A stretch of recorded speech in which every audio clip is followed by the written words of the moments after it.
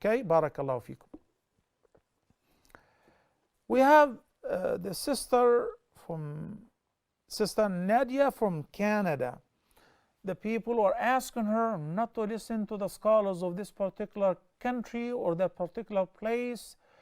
I asked you, but he didn't hear me.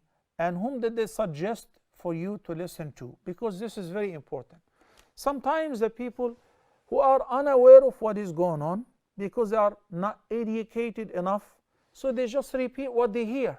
Maybe they're watching Fox News, so they repeat what they hear from Fox News. Can you take your religion from Fox News?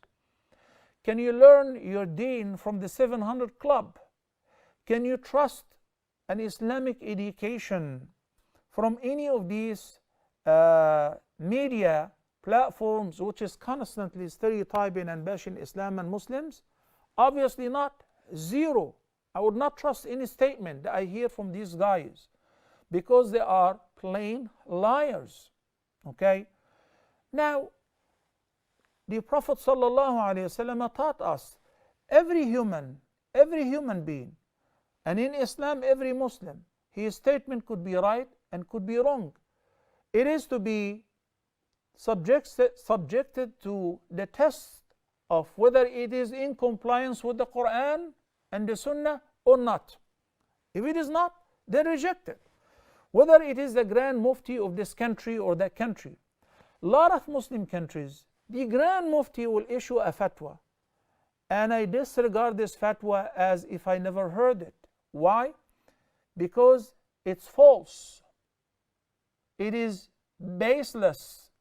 He is trying to be politically correct. So by analogy, if somebody says, I am of the mainstream ummah, we are the mainstream ummah, we are the scholars of whichever country and organization, if their teachings are stemming from the Quran and the Sunnah, on top of my head, whether they call themselves Salafis, or they call themselves Moroccan, or they call themselves Algerians, or they call themselves Azhari, it doesn't matter. Or the Jama'ah Islamiyah in Pakistan or in India.